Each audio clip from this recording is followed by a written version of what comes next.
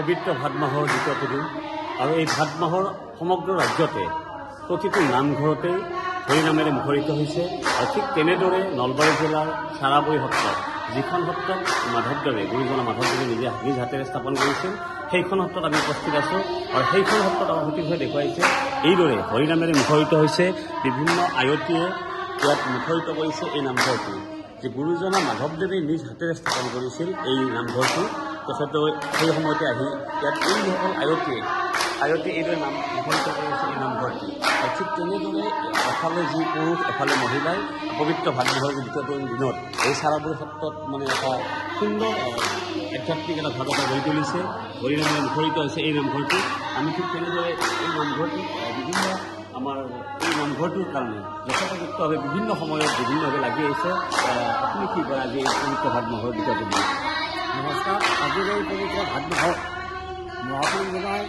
থৈ যোৱা আৰ্হি অনুসৰি আমি গোটেই ভাদ মাহটো ৰাতিপুৱা 4টা প্ৰসংগ কৰা যায়। ৰাতিপুৱাই আমাৰ পুৰুষৰ প্ৰসংগ হয় আৰু দিনৰ 10টা বজাৰ পৰা আয়তীসকলৰ দ্বাৰা নাম প্ৰসংগ কৰা হয় আৰু গধূলি আপোনাৰ পুৰুষসকলে লগ লাগি তাত প্ৰসংগখিনি কৰি এই ভাদ মাহৰ এই পবিত্ৰ মাহটোত গুৰুজনাৰ স্মৰণত আমি এই নামখিনি সমাপন কৰি আছোঁ আৰু প্ৰতিদিনে এনেকৈ আইসকলৰ দ্বাৰা ভাৱ বান্ধৱসকলৰ দ্বাৰা নাম প্ৰসংগ গোটেই ভাদ মাহটো চলি থাকিব আৰু এই পৰম্পৰা অনুসৰি অতীতৰ পৰা 1581 খ্ৰীষ্টাব্দত যেতিয়া মহাপুৰুষ মাধৱদেৱে আহি ইয়াতে 7 দিন থাকি আমাক এই নামখিনি উপহাৰ দি গৈছে তেতিয়াৰ পৰা আমি অনুক্ৰমে গোটেই দিনজোৰা কাৰ্যসূচীৰে আমি ভাদ মাহৰ এই নামখিনি অনুষ্ঠিত কৰি আহিছোঁ আৰু আগলৈকে আমাৰ এনেকৈ ভদ বিন্দৰ নামখিনি চলাই যাব বুলি আমি আশাবাদী আৰু ইয়াতে ৰাইজৰ যথেষ্ট ভিৰ হয়। ৰাতিপুৱা ভাগত আমাৰ আইসকল বান্ধৱসকল আহি ইয়াত সেৱা সৎকাৰ কৰি যায় ভাদ মাহটো গোটেই ভাদ মাহটো এনেকৈ চলি থাকিব আৰু অহা শংকৰ উৎসৱলৈকে এই নাম প্ৰসংগখিনি আমাৰ তেতিয়ালৈকে চলি থাকিব। এইখিনি আমাৰ এই সত্ৰখনৰ পৰম্পৰা আৰু অতীজৰ পৰা চলি অহা নিয়মখিনি আমি এনেকৈ ধৰি ৰাখিছোঁ। আৰু অন্যান্য হয় নিশ্চয়ভাৱে ক'ব লাগিব যে এইদৰে বিভিন্ন আয়তী আই বান্ধৱসকলে নাম প্ৰশংসা কৰি আছে মই পিছত বহু অনুৰোধ জনাইছোঁ যে এইপিনে আয়তীসকলে নাম প্ৰশংসা কৰি আছে আৰু ইফালে এই পুৰুষসকলে একেদৰে নাম প্ৰশংসা কৰি আছে যে মাধৱদেৱ গুৰুজনাই নিজ হাতেৰে স্থাপন কৰিছিল এই সত্ৰখন আজি এই পবিত্ৰ ভাদ মাহৰ দ্বিতীয়টো দিনত এইদৰে নাম প্ৰসংগ ভৰি পৰিছে উখল মাখল পৰিৱেশ হৈছে গোটেই মাহটোতে এইদৰে তেওঁলোকে নাম প্ৰশংসা কৰে আৰু এইদৰে বিভিন্ন বছৰ ধৰি এই মাধৱদেৱে স্থাপন কৰা সত্ৰখনত এইদৰে হৰিনামেৰে মুখৰিত হৈছে আয়তীসকলে নাম প্ৰসংগ কৰি আছে ঠিক তেনেদৰে আজি বিভিন্ন সময়ত ইয়াত আমি দেখি আহিছোঁ যে এই যি নামঘৰ এই সত্ৰখনত এই মাধৱদেৱে স্থাপন কৰা বিভিন্ন ধৰ্মীয় অনুষ্ঠান আৰম্ভ কৰি আহিছে শংকৰদেৱৰ গুৰুজনাৰ তেখেতৰ অনুষ্ঠান আয়োজন কৰিছে মাধৱদেৱৰ কৰিছে আৰু এইদৰে পবিত্ৰ ভাদ মাহৰ প্ৰতিটো দিনতে প্ৰতিটো ৰাতিপুৱাই এইদৰে হৰিনামেৰে মুখৰিত হয় এই নামঘৰটি মাধৱ মহাপুৰুষে স্থাপন কৰা সত্ৰখন আজি তেতিয়াৰ পৰাই বৰ্তমানলৈ চলি আছে। মাধৱ মহাপুৰুষ আৰু শংকৰ গুৰুজনা দুজনা গুৰুৰে আমাৰ এই ভাদ মাহত নাম কীৰ্তনখিনি চলে তাৰ উপৰি জন্ম উৎসৱ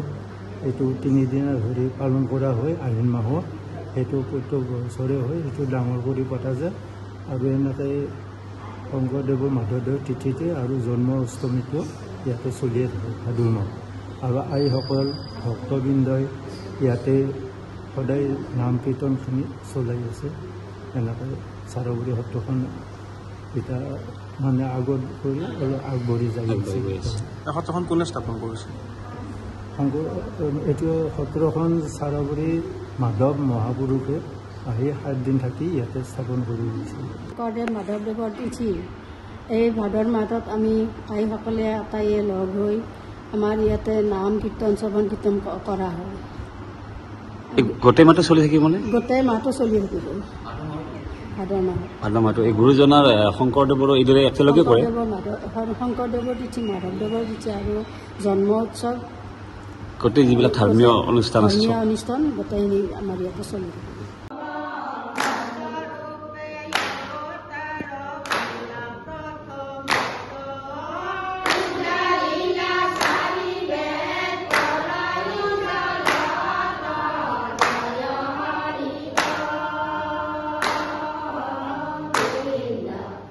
যিকোনো খবৰৰ বাবে যোগাযোগ কৰক